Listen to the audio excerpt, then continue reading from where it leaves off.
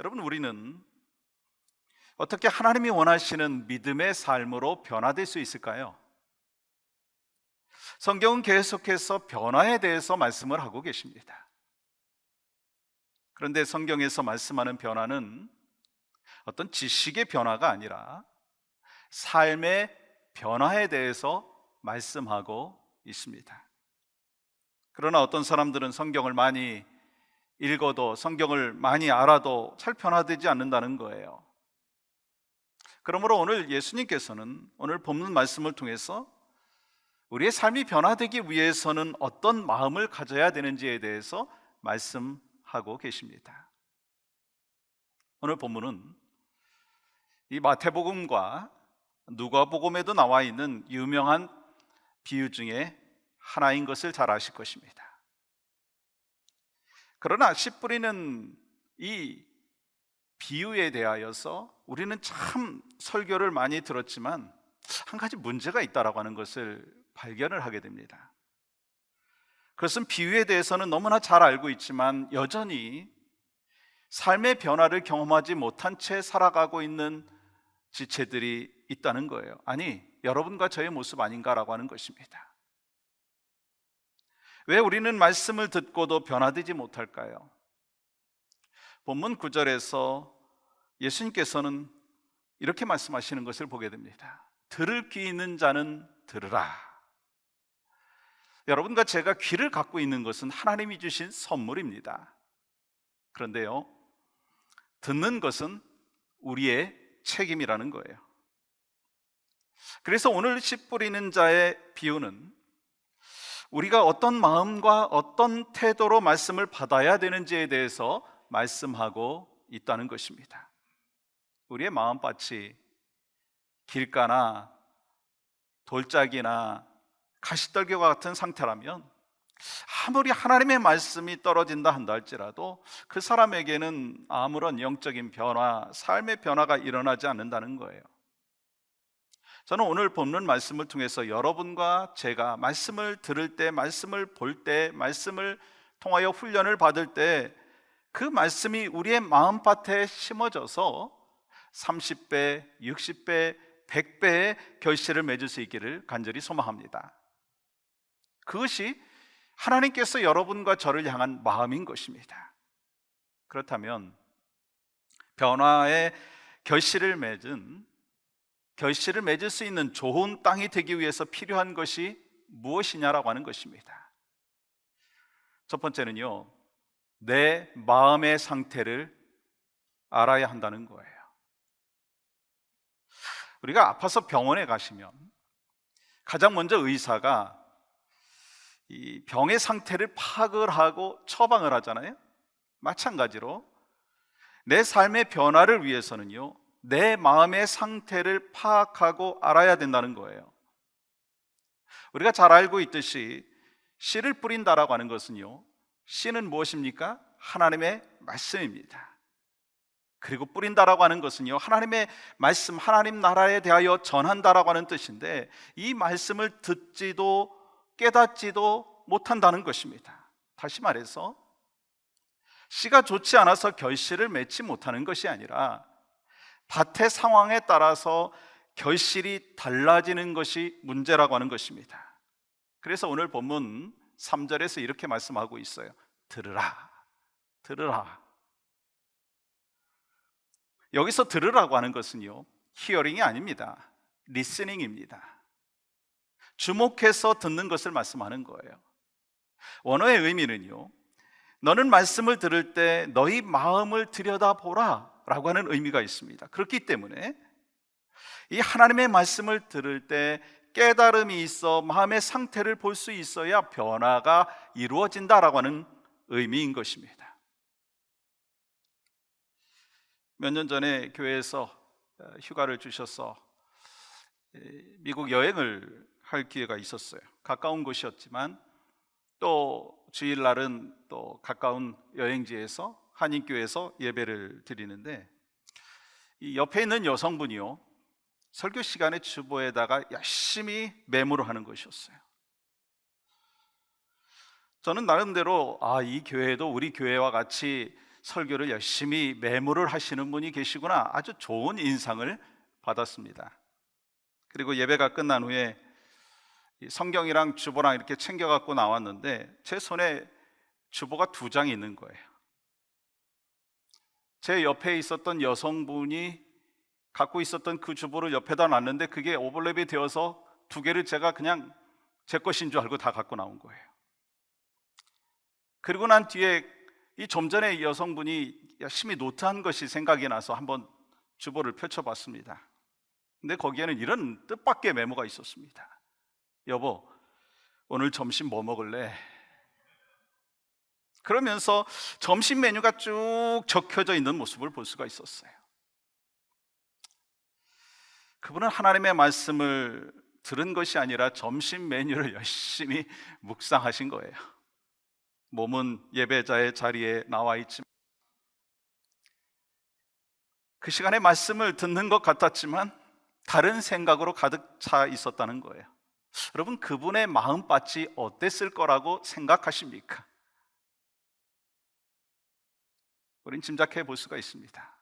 예수님은 비유를 통해서 우리의 마음의 상태를 말씀하는데요, 이 첫 번째는 길가와 같은 상태입니다.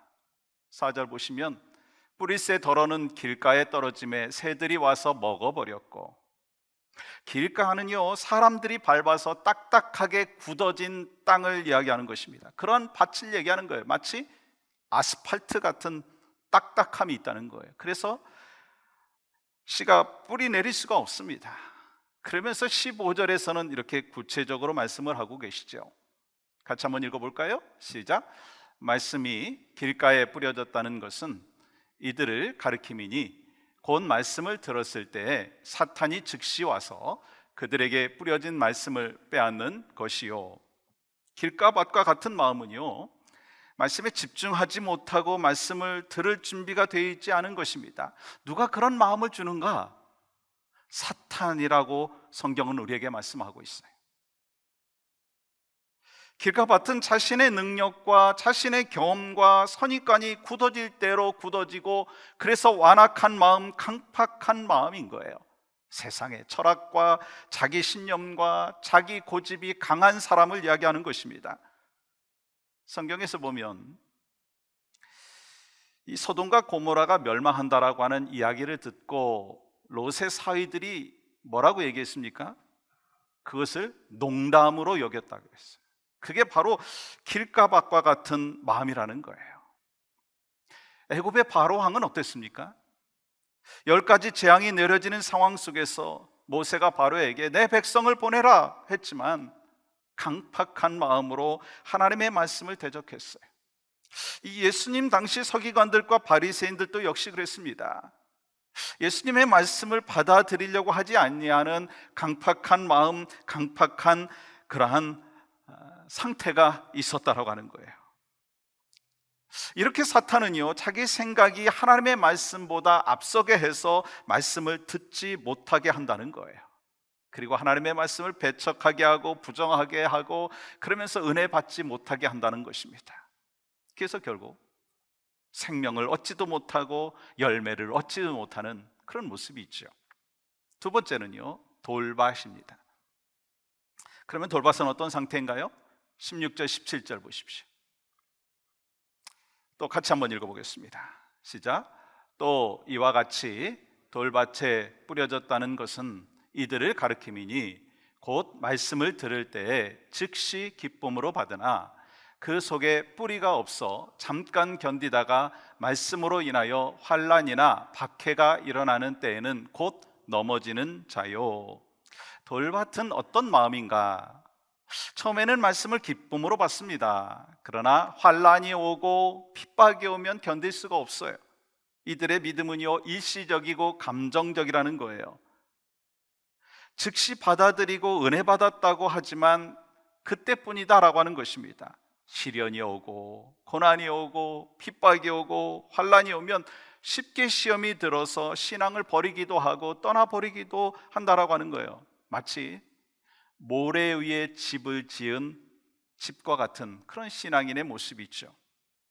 왜냐하면 이유는요, 환난이나 어려움 때문이 아니라 연약한 믿음 때문이다라고 하는 것입니다.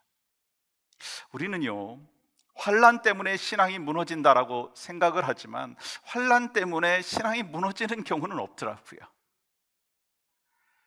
똑같은 비바람이 불어친다 한다 할지라도 어떤 나무는 견고하게 서 있고 어떤 나무는요 쉽게 넘어지는 것을 보게 됩니다. 그 이유가 뭘까? 바람의 세기 때문일까요? 그렇지 않다는 거예요. 뿌리에 차이가 있다는 것입니다. 뿌리가 약하다라고 하는 것입니다. 마찬가지로 고난이 아무리 커도 뿌리가 깊은 사람은 흔들리지 아니하고 열매를 맺게 된다는 거예요. 그런데 뿌리가 약하면 조그마한 비바람이 와도 고난이 와도 이길 수 없습니다.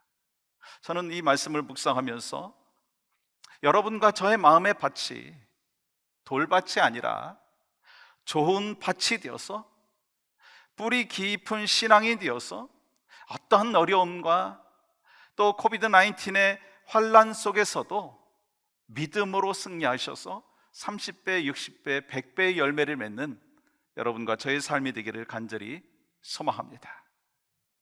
세 번째는요, 가시떨기 밭이에요. 18절, 19절 또 같이 읽어볼까요? 시작.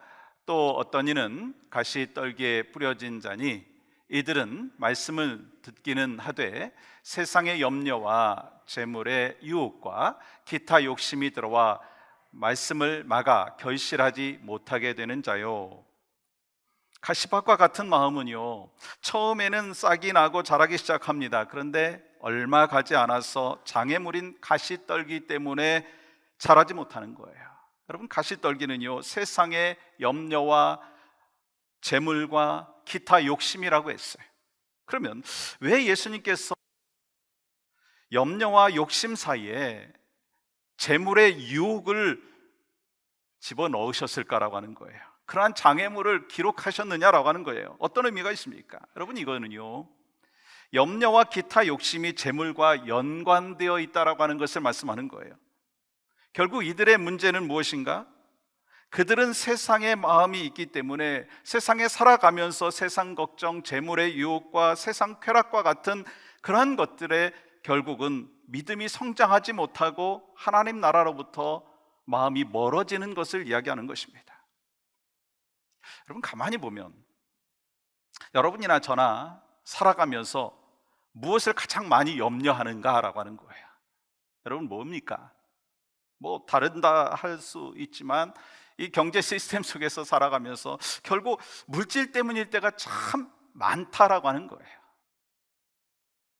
그렇다고 해서 이 말씀은 뭐 경제적인 고민을 하지 말라라고 하는 말씀은 아닙니다. 생존을 위해서 돈을 버는 것이 잘못된 것은 아닙니다. 이 은퇴 계획을 하지 말라는 것도 아닙니다. 또한 물질을 통해서 누리는 만족과 행복, 즐거움이 잘못된 것이라고 말씀하는 것도 아닙니다. 문제는 뭐냐면 우선순위예요. 욕심입니다. 우리들은 이 땅의 것에 대해서 지나친 욕심과 이 지나친 집착을 가지면 결국 아무 결실도 맺지 못한다라고 말씀하는 것입니다. 여러분, 지금까지 세 가지 밭의 상태는요, 세 가지 밭의 마음의 상태는요 결실을 맺을 수 없다고 말씀하는 거예요. 우리 신앙생활에서도 마찬가지라고 생각합니다. 마음의 밭이 좋아야 말씀의 씨앗이 떨어질 때 좋은 풍성한 열매를 맺을 수 있다는 것입니다. 강팍한 마음 밭에는요 절대로 영적인 열매를 맺지 못한다라고 하는 것을 말씀하는 것이고 풍성한 삶을 살 수 없다라고 하는 것입니다. 그런데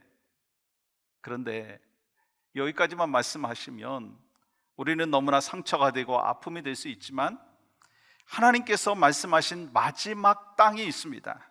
그 땅이 어떤 땅이죠? 좋은 땅입니다. 좋은 땅이죠. 20절 같이 읽겠습니다. 시작. 좋은 땅에 뿌려졌다는 것은 곧 말씀을 듣고 받아 30배나 60배나 100배의 결실을 하는 자니라. 여러분, 좋은 땅은요 말씀을 듣고 받아들이는 사람이고, 하나님께서 주신 말씀을 통해서 자신의 마음을 기경하도록 만드는 사람이라고 하는 것입니다. 그래서 자기의 마음에 세상의 근심과 또한 걱정과 욕심과 모든 것을 떠나가게 만들어 버리는 것입니다. 그 말씀이 깊이 뿌리 박는 순간 그 마음 가운데 상상할 수 없는 일이 일어나는데 30배, 60배, 100배의 하나님의 복을 경험할 수 있다는 것입니다. 좋은 땅에 씨가 뿌려진 사람에게는요, 그러한 역사가 있는 줄 믿습니다. 여러분과 제가 좋은 땅이 되어서 하나님이 주시는 그 복을 30배, 60배, 100배의 결실을 맺고 풍성한 삶으로 하나님 앞에 영광 올려드릴 수 있기를 주님의 이름으로 간절히 축복합니다. 두 번째는요, 성령의 도우심으로 마음을 갈아엎어야 한다는 거예요.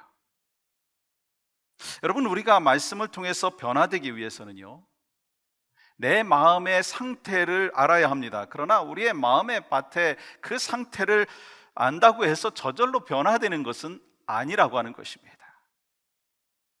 왜냐하면 우리 마음은 이미 완전히 망가진 상태이기 때문인 것입니다. 그렇기 때문에 우리는 묵은 땅, 완전히 망가져 있는 그 마음을 갈아엎어야 된다라고 하는 것입니다. 그런데 문제가 있어요. 우리가 그 묵은 땅을 잘 갈아엎지 않는다는 거예요. 하나님께서는 호세아 선지자를 통해서 우리 마음을 기경하라, 갈아엎으라 라고 말씀하셨어요. 호세아서 10장 12절 보십시오.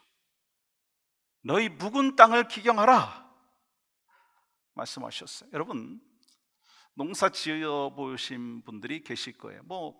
텃밭이 있어서, 아니 과거에 한국에서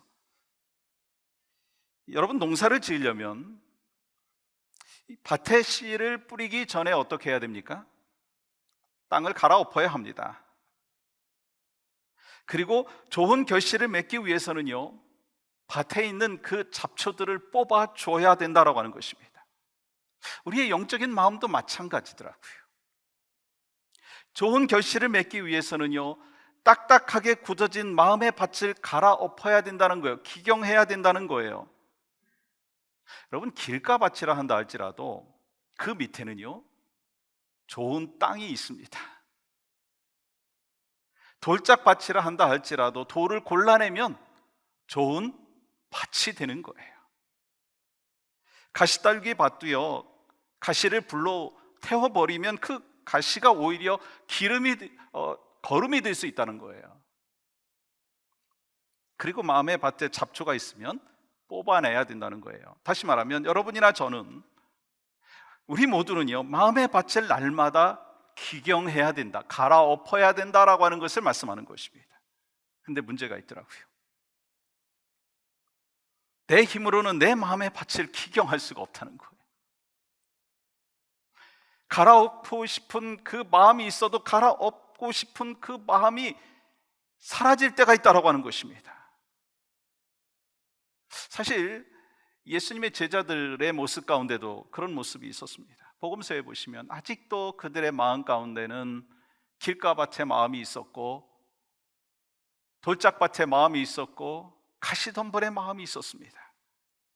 그러면 그들이 어떻게 변화되었는가? 여러분, 사도행전의 말씀을 보시면 그들은 말씀을 깨달아서 그들의 마음이 갈아엎어지게 되는 것을 볼 수가 있습니다. 어떻게 해요?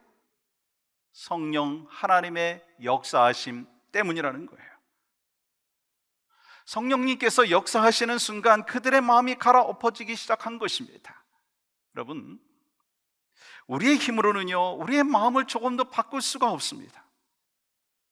다른 사람이요, 내 마음을 바꾸려고 해도요, 바꿔지지가 않아요. 좋은 마음으로 바꾸고 싶어도 내 힘으로는 또한 바꿀 수가 없다는 거예요.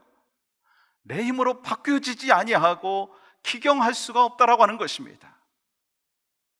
성령님께서 역사하셔야지 마음이 갈아엎어지는 거예요. 성령님께서 역사해 주셔야지 강팍한 내 마음을 볼 수가 있다라고 하는 거예요.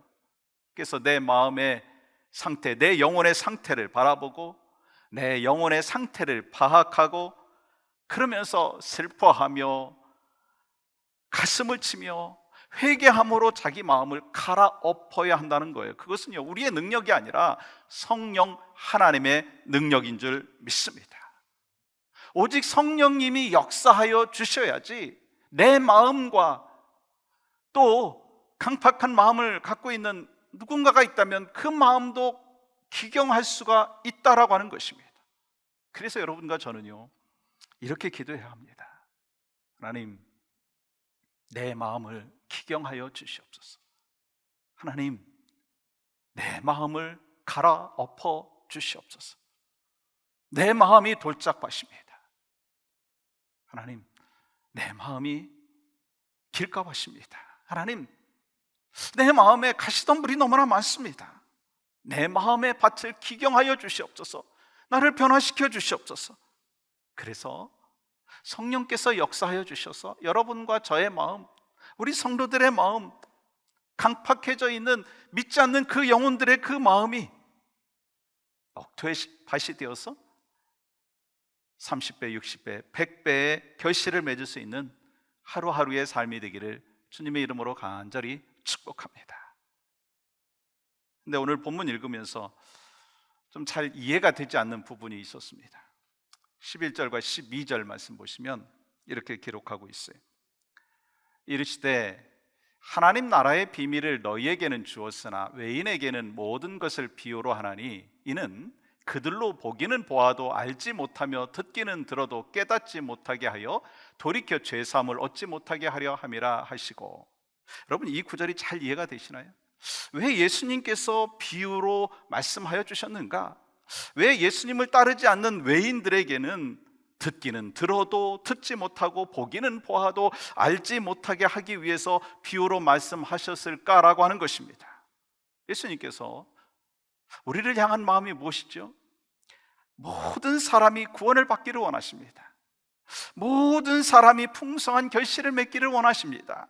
근데 왜 지금 우리가 잘 이해가 되지 않는 말씀을 하시느냐라고 하는 것입니다. 여러분, 이 말씀은요, 예수님의 의도를 말씀하는 것이 아니라 지금 결과를 말씀하는 거예요. 즉 예수님께서 말씀을 하셨는데 그들이 자기 마음의 밭을 기경하지 않다가 보니까 마음이 점점 완악해지고 강팍해지고 세상 근심과 걱려와 그리고 또한 걱정 속에서 벗어나지 못한 채로 살다가 보니까 비유를 깨닫지 못하게 되었다는 거예요. 지금 결과를 말씀하는 거예요. 실제로 우리가 잘 알고 있듯이 바리새인들과 서기관들과 무리들이요 씨 뿌리는 비유에 대해서 깨닫지 못했습니다. 그러나 또 다른 의미를 우리가 한번 파악을 해봤으면 좋겠어요. 그들은 분명히 본문에 나오는 씨 뿌리는 비유가 어떤 내용인지를 들었습니다. 그런데 말씀을 자신들에게 적용하지 않았다라고 하는 거예요. 자기들은 좋은 땅이라고 착각하고 있었기 때문에, 자기들은 문제가 없었다라고 생각을 하기 때문에 적용하지 않았다는 거예요. 그래서 비밀이 돼버린 것입니다. 여러분, 그들이 정말 좋은 땅이었다면 그들의 인생은 어떻게 되었을까? 분명히 30배, 60배, 100배의 열매를 맺는 풍성한 삶을 살게 되었을 것입니다. 그러나 그들은 말씀을 통해서 삶이 변화되지 않은 거예요. 그렇기 때문에 그들은 좋은 땅이 아니라 길가 땅이었고 돌짝밭이었고 가시떨기 밭이었습니다. 그리고 그들은 비유의 말씀을 해석해 주셨음에도 불구하고 나는 좋은 땅이라고 착각하고 있었다는 거예요. 말씀이 머리에서 가슴으로 내려오지 않은 거예요. 저는 이 말씀을 준비하면서 저한테 주시는 말씀이 있더라고요. 내 마음이 길가밭이라는 거예요. 때로는 내 마음이 돌짝밭일 때도 있다는 거예요. 내 마음이 가시덤불이 막 있다는 거예요. 그러면서 회개가 나오더라고요. 여러분, 목사라고 해서 세상에 근심과 염려가 없을까요? 목사라고 해서 세상에 대한 욕심이 없을까요? 오늘 말씀을 비춰보니까요, 그런 게 있더라고요. 그러니까 내가 때로 길가밭이고 돌짝밭이고 가시덤불이 있는 그런 밭이라고 하는 거예요. 그래서 회개가 나왔어요. 여러분 어떠신가요? 그들에게 비밀이 된 것은, 아니 여러분과 저에게도 아직도 비밀이 될 수 있는 것은 좋은 땅이라고 생각하고 살아가기 때문이다라고 하는 것입니다. 내 마음의 상태가 길가밭과 같고 돌짝밭과 같고 가시덤불밭과 같은데도 내 밭을 기경하지 않다가 보니까 아무리 말씀을 들어도요 열매가 맺혀지지 않는다라고 하는 거예요. 아무리 말씀을 들어도요 변화가 되지 아니하고 말씀에 순종이 나타나지 않는다, 주님이 말씀하고 있습니다. 그래서 여러분 3절에 뭐라고 말씀하고 계세요? 들으라. 말씀드린 대로 이 들으라고 하는 것은요 listening입니다. 주목해서 듣는다라고 하는 거예요. 여러분 말씀을 들었다면 그 다음엔 어떻게 해야 되죠? accepting 해야 됩니다. 받아들여야 되는 거예요. 여러분 그 말씀을 accept 했다면 그 다음엔 뭐 해야 되죠? obeying 해야 됩니다. 순종해야 된다는 거예요. 사랑하는 여러분, 우리는 예수 그리스도의 십자가의 은혜로 하나님의 말씀이 마음밭에 뿌려진 사람들입니다. 예수님께서 나를 구원하여 주셨을 뿐만 아니라 생명의 말씀, 능력의 말씀을 내 마음밭에 계속해서 뿌려주고 계시다라고 하는 것입니다. 그렇기에 성령님께서 역사하심으로 인해서 우리의 마음을 좋은 땅으로 가꾸어서 30배, 60배, 100배의 결실을 맺을 수 있는 여러분과 제가 되기를 주님의 이름으로 간절히 축복합니다. 또한 후손들과 다음 세대들에게 이 아름다운 믿음의 유산을 물려주고 또한 이웃과 잃어버린 영혼들에게도 전해서 변화의 결실을 맺을 수 있기를 간절히 소망합니다. 하나님의 말씀이 좋은 마음의 밭에 뿌려질 뿐만 아니라 그 말씀을 통해서 내 가정과 또 세상이 변화되어 결국 하나님이 원하시는 우리를 향한 마음, 우리 가정을 향한 마음, 우리 교회를 향한 마음 30배, 60배, 100배의 결실을 맺는 아름다운 역사가 지속적으로 있기를 주님의 이름으로 간절히 축복합니다. 하나님, 오늘 우리에게 주신 이 말씀 우리 심령 가운데 깊이 새기게 하시고, 나는 항상 좋은 땅이라고 생각했지만 내 마음 가운데도 길가 밭과 같은 마음이 있었고 돌짝밭과 같은 마음이 있었고 가시덤불밭과 같은 마음이 있었습니다.